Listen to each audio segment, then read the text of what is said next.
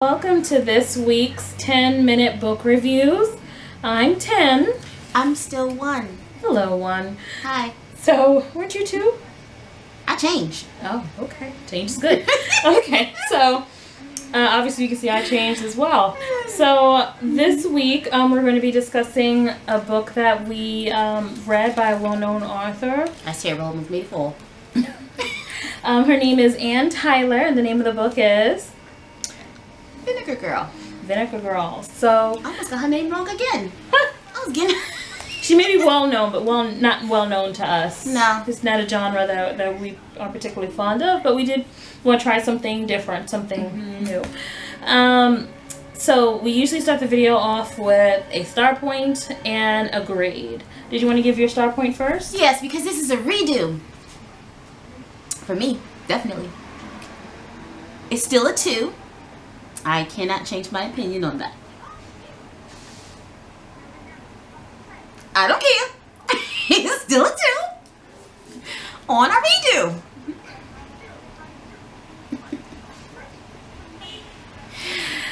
"10 minutes." My star point is 3. I give it a 3 out of 10 stars. For our grade, we give it a G because it is for general audiences. There's no sex. There's no abusive language. So if someone's watching it in the movies, it would definitely be a G. I could even see it on PBS Masterpiece. You know, it's a very G-rated book. So to start off with the main players, because we usually talk about the main characters before we get into it. Right. The main character is Kate Batista. You know, we didn't mention something. This is actually a retelling of Taming of the Shrew by William Shakespeare. That's one of the reasons why I picked it up, because it is a retelling, and it's a retelling by a woman.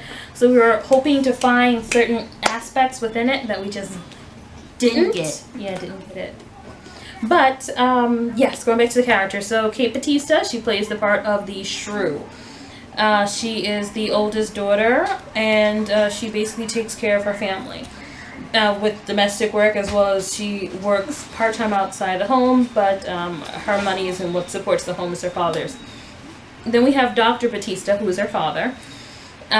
He is a scientist who works at Johns Hopkins University. He is the father of Kate and also the third main character, Bunny Batista. She's a 15-year-old girl. She is Kate's little sister. And then finally we have Piotr, actually, who is Dr. Batista's Russian assistant at the university. It's just the spelling, though, and how his name looks is Peter. But the way of his spelling is different. P-Y-O-T-R. It's like how you have Pierre, which is French for Peter.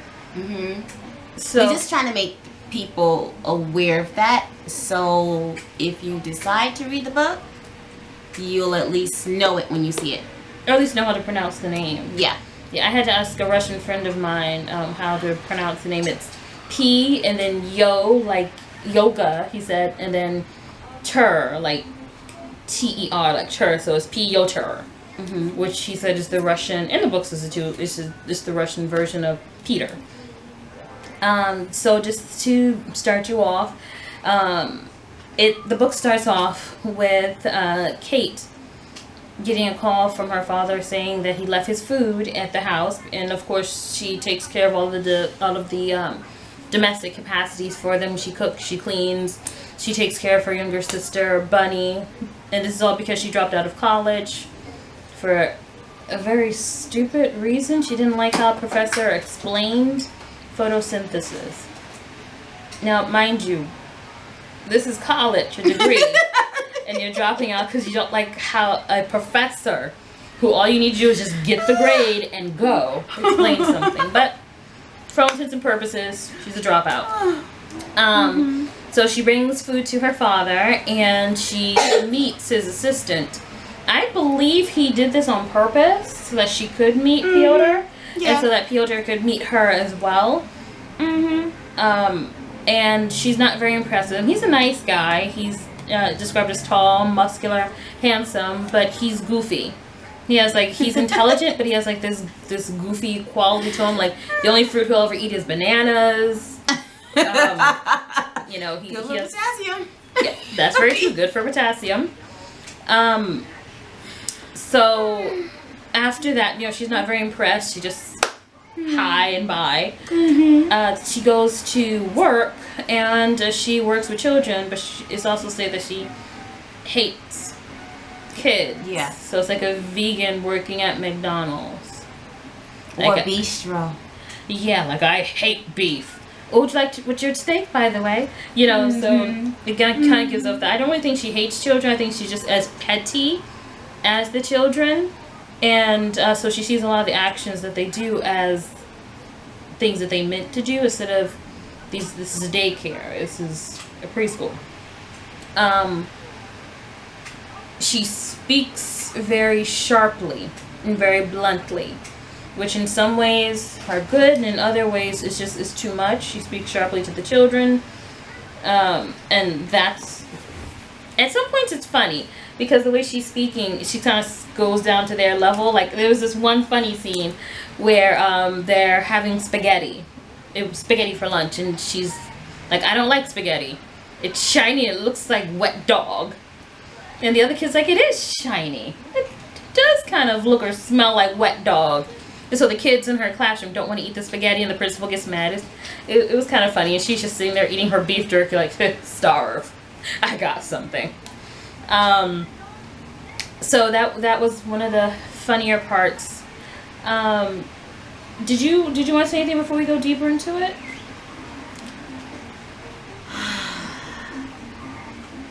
It's dry. Just yeah. Words fail me.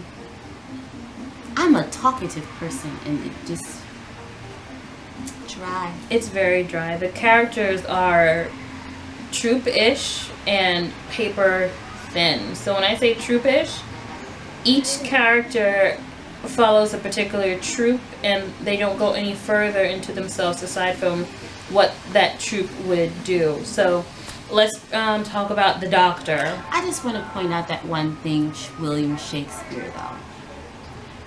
He would say is dry. He probably would, yeah. It didn't add anything to what he did. It just changed the atmosphere and the players. Those are the only two things that really changed. That's about it. The only two things that changed.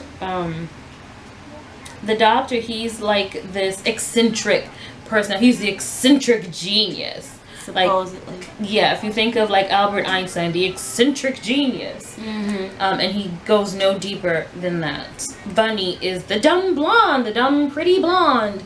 It goes no deeper than that. Piotr is the goofy immigrant, the goofy guy with the weird sounding accent. And it just plays upon that over and over and over and over again. Like, one part that really irritated me is when he was saying hi and instead of saying hello, it's like, hello, with a K, like, hello. You know, it was an irritation. It really was. And then with Kate, it plays upon the itchy. Add another letter. Let's not do that. Not add another letter. Yes, but the itchy type woman who is just always my way or the highway, and I don't care what you think, and I'm not going to be reasonable because each troop, each person played a different troop, and they went no deeper. It was actually kind of like watching a play. Sinking ship? Kind of like buying a sinking ship. We wasted money. But it was kind of like watching a play. These people don't feel real. It feels like we're watching characters. People playing characters. Actually, even the narrative. Yeah. The narrative, the way the story is told, it sounds more like someone, like a gossipy neighbor telling you about the people who used to live in the house you moved into, than it is the author telling a story. Like in some portions of it, the dialogue, instead of it being A said this and B said this, you know, there's a spacing, there's a definitive spacing. The dialogue will say, and A said blah blah blah blah blah blah. Same paragraph. But then B said blah blah blah blah blah blah blah. So it's kind of like us having a conversation like, one, did you know that Alan said he has a girlfriend now? But his girlfriend said that, you know, don't tell anybody. You know, it's one paragraph. But we never get to meet the person who is telling this story. It kind of feels like someone who knows of the characters but doesn't know them intimately, like who has seen them and knows what they've gone through but doesn't know them on a personal level. Kind of. I feel But it was like a loss in translation. I feel like there's a loss in our wallets for buying it. I think it's past that. It's a loss of time you could never get back. That Barnes & Noble membership, though, is helpful. It is. It is. So, yeah. I don't feel too bad. Bad, but not too bad. What was that? I was something outside. Also, interesting enough, the vernacular used in this book, like the verbiage that the writer uses, the terms that she uses for different everyday elements, different everyday devices being used, the area that she's in, the way she describes it sounds more like England. So when I first started reading the book, Kate Batista in my mind had an English accent. I didn't hear that. I heard slavery. I heard slavery. Because that's exactly how I felt. As I told you, she sounds like she's in a field. She's doing gardening. She's in a field. It's a garden. It's the backyard. She's in a field. It's all I saw was a woman hunched over. She made... But it did say at the beginning of the book that she liked gardening. She'd rather be... If she could be doing anything, she'd rather be gardening. She'd rather not go to work. She'd rather not have to deal with her father and her sister. She'd rather be gardening. I think the reason why the book's called The Vinegar Girl is because she's so bitter. I would be too. And one thing that bothered me a lot, what brought this down, so I was originally going to give it a 5, but what brought it down to a 3 is the reason why we got this book is because the original Taming of the Shrew, if you've seen it, like the play, or if you've read it in book version, or if you've seen the movie, you know that it's a bit sexist. But it was okay for its time. For the time that when Shakespeare put it out, it was okay. That was the mindset, and that's what it is. So I figured, we figured, that a retelling of this by a woman, from a woman's perspective, would still have the same level of comedy, but it would have... Professor. Yeah. She's a professor. We hope that it would have empowerment, female empowerment, woman empowerment. Instead, it was just as sexist as the original. There's a part in the book where the father is telling Kate that he wants her to marry Piotr just so that the man can be allowed to stay in the U.S. So he can help her father finish a project that he's doing about the immune system. And her reasoning... I'm sorry, that doesn't feel like a pimp. No. That's pimpish to me. He doesn't want her to have sex with him. He just wants to marry her. No, it says to say he's willing to take his child for the sake of friendship, excuse my words, but whore her off to someone. I can see that kind. So that's why I'm saying it's like he sounds like a whoring her off without the sex. Kind of like a bargaining chip. And this one she's going through things. I understand why she feels like she does being a vinegar girl. It's not like her sister is going through that. No, her sister is 15 and she's, oh my god, one of the most irritating things about her. Everything she says is a question. It's like, like, what did you have for dinner last night? Chicken and mashed potatoes? Like, you don't know what you had for dinner last night? Yes. What's your name? Bunny? Like, everything she did was like a question until she was upset. I found that very annoying. It seemed overly cutesy. Once again, going back to that troop thing, like the dumb blonde. She's pretty, she's blonde, and of course, it's intimated that she's stupid. And this is not how 15-year-olds are. Not this day and age. Not in this day and age. Definitely, I saw 1800s. I didn't see 1800s. I saw 1800s. They mentioned technology a lot in there. I saw 1800s. I couldn't wrap my mind. Like, I sometimes spaced out on this book. I spaced out a lot on this book. It was a 4-day read for me. Not because I enjoyed the content, but because I wanted to get through it. Yeah, you just wanted it to be over. Yeah, I promised myself that if I start a book for this channel, I'm going to finish that book for this channel. Mm-hmm. And so I kept that promise in mind. It's not a very long book. It's not very long. See, if you can see it, it's not very, very long. But yeah, I forced myself to finish it, and I don't feel as though I'm any better for it, but you get to find out about it. What are we leaving out? So yes, so she agrees. Oh yes, I'm sorry, that's what I was going to say. The sexist part. Yeah. There's a part in the book where she's, in her monologuing thinking, I'm 29, I'm kind of old to get married, but I'm going to find somebody. At what point is 29, first of all, old? And then secondly, what day and age? This is supposed to be America. This book is being written in America. I believe John Hopkins is in Maryland. Mm-hmm. What part of Maryland do you have to be married by 29? Like, who's still using the term spinster aside from in Old English literature? Like, it doesn't make sense. Do you see what I said? It sounds like it's 1800s. Not really. I mean, that's how they talk. The sentimentality even of in 1920 something. I see like 1950s where you see the woman in the nice dress and all she does is go to the stove and walk back. Ever seen Gone with the Wind? Walk back. This does remind me of Gone with the Wind. It reminds me of Gone with the Wind, and I like Gone with the Wind. I think the author, she puts too many details in some things, not enough details in other things. Like for the characters, we know so little about them aside from we know so little about them, aside from things that we need to know, like why isn't her mother there? Oh, because she died when Bunny was 1 from a heart problem.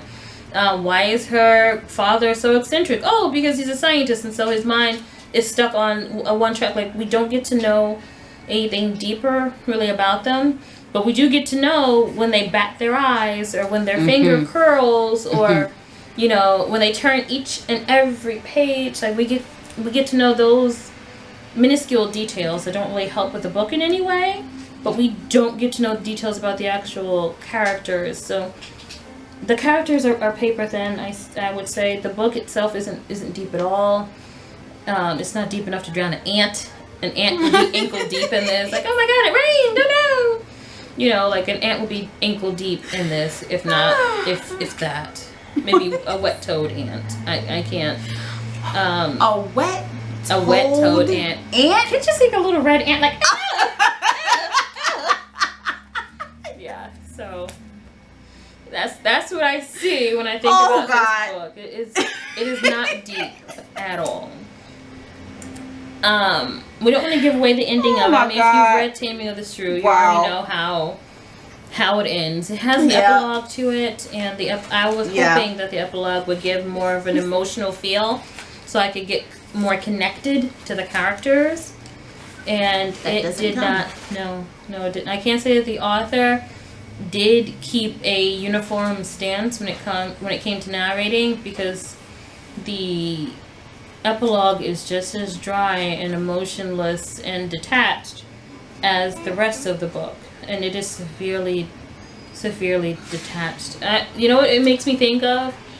If you were best friends with Wendy Williams and she was just sitting on your couch, or sitting at your table drinking tea, telling you, and just telling you about the person who used to live in your house. Like, did you know he got a divorce? Oh my god. He left her for the housekeeper. But that's okay, because she took all the money. That's why you're living here, because the house went to foreclosure and you couldn't afford it. And that's what it kind of feels like. It doesn't feel like an author. But Wendy Williams can be funny, though. She is. There are some funny parts. Most of this book isn't funny, but there are some You know, I thought the wet dog spaghetti smelling like wet dog part was funny. It's not true, but I thought it was funny. Like in the reaction of the children. And there are some endearing parts. Like there's this one part where Kate, this is after Kate's accepted the engagement to Piotr, and they're shopping for food for a dinner that they're going to have to tell her aunt and uncle about the engagement. And she sees him talking to another gentleman, I believe it's a butcher, And she's, you know, in her monologuing, once again, you're in her mind, and she's saying how endearing he looks with his wrinkled shirt and his half-cocked smile and the way he handles himself and the way he's interacting. She thinks he's so cute. Like, she thinks it's not cute, but she thinks it's endearing. You know, cute in a puppy way. Not in a sexy way, but in a puppy, like, oh, look at the puppy play with the ball, he's so cute. That kind of a way. Not like, oh, he's so cute. Not that way. Which is acceptable. I mean, yeah, he's kind of close to her father's age. No, he's young. He's around her age. Okay. Cause he's a student, but she ruins it when she walks over to him, shows him what she's getting chicken. He's like, oh, you know, do you think you could fry the chicken? She's like, I don't know how to fry chicken. She's like, do you think you could learn? Yes. You know, and he's like, you know, maybe you could cook that later on. Maybe you could cook it yourself. Why don't you go to KFC? Like, you know, the moments come, the little endearing moments come, but they're immediately ripped away from the reader by something that Kate does. You know, so it's like a reverse Sour Patch. Like, it starts off sweet and then it goes sour. And so that kind of detached me further from the characters, because I didn't want to keep, you know, doing this weird emotional teasing thing where like, I didn't want to keep doing that. Did you have anything else you want to say about the book? The wedding took a long time. It was like 40 pages. Anyway, I'm sorry. Did anything else you want to say about the book?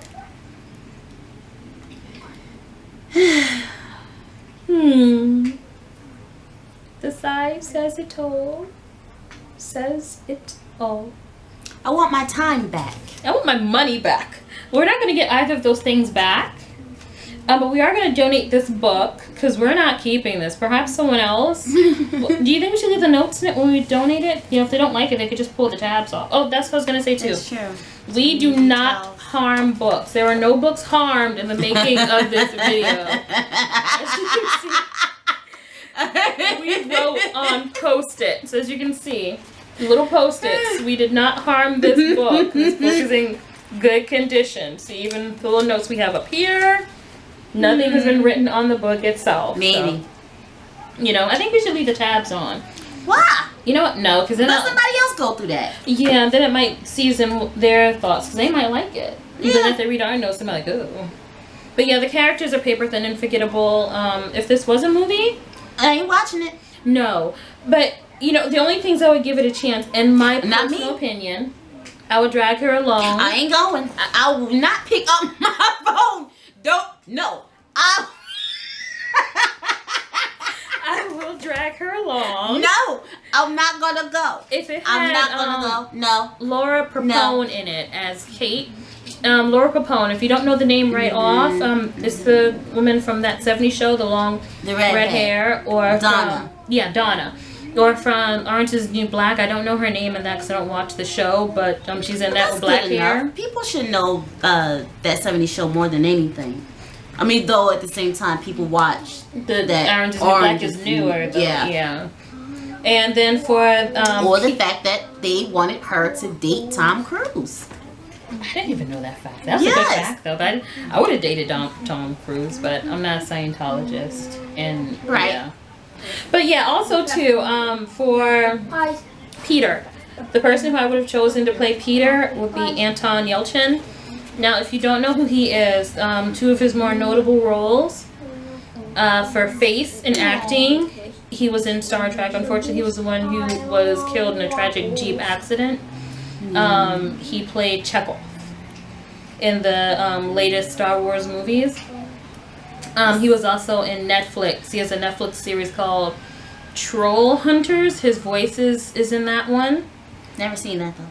Yeah, I haven't seen it, but it's a children's show. I don't believe that it's going to keep going on because he's no longer with us. Yeah, unless they recast the voice. But that's where he's from. And the reason why I choose him for Piotr isn't because he's tall or isn't because he's muscular, but it's because he has the other features. The blonde hair, the blue eyes, and he can play the goofball and still be adorably cute. You know, like he had those eyes and that face. He could play a silly person and still make you think, "Oh, I'll keep him." You know, as opposed to, "Oh God, why are you such a plaything? Go away." Maybe they would. Okay, well, he's not here anymore. Yeah. But maybe that would have done the book a little bit better. Yeah, he's not here, and this book soon won't be either. That's So right. yeah, but we actually miss him.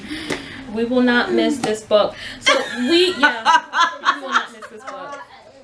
So what we like to do here is we like to give people a second chance. So, I'm not giving that a second chance. no, we're not giving this. No. This book is getting a second chance with another person. I'm not going to throw it away. It will be donated. But what we're going to do is we're going to pick another one of her books. I believe we settled on. No, I didn't settle.